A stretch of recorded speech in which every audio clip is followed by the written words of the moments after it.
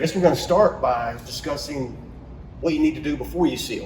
You have to clean that stone, and you want to make sure that if there's any existing stains on the stone, they get out. You want to get those stains out. So if you have a stain, the first thing you have to do is identify what the stain is, or you're going to spend a lot more time trying to get rid of it.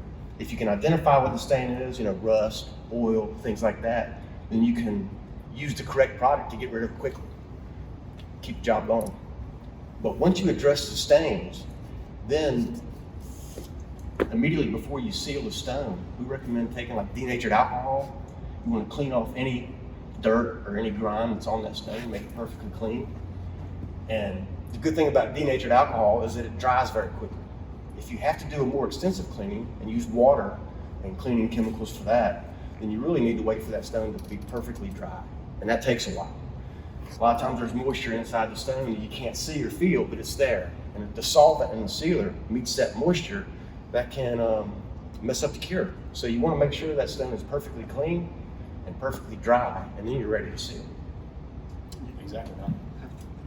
If you don't have a moisture meter, if you're not familiar with a moisture meter, I have a few of them I can show you later on today, but making sure that the substrate is dry and clean is the most important part.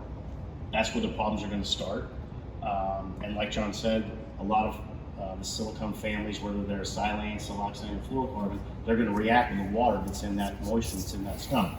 So getting everything out, taking your time. Other than the man-made surfaces, the surfaces you're dealing with are hundreds of millions of years old. There's no reason to cheat hours or days, right? It's irreplaceable. So make sure it's clean, make sure it's dry, and then the next step is you're ready to seal. The most important thing is how much sealer do you use, right? How do you apply sealer? How do you do it?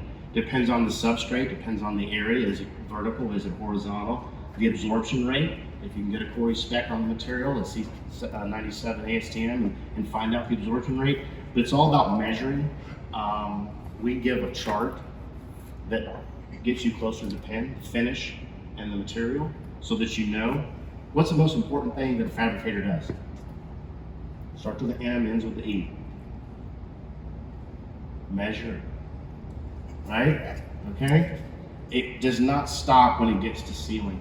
Measure the square footage, measure the coverage, that way you know how much you put on the stone is the rubber, right? It's super simple, it's not hard, but that's where the process really starts, is choosing. There's tons of sealers out there, there's different technologies out there, but you have to prep it, and then you have to make sure that you let the sealer dwell. Different technologies take different time.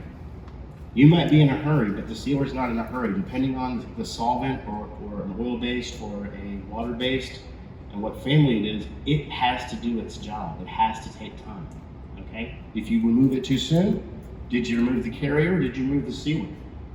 If you pour your sealer on the shop floor, then you have an excellent repelling shop floor, but it did not end up on the surface. I know one of the big questions we get is, where do I seal? The shop or the home? Always seal in the shop if you can, okay? If you can't, then you have no choice.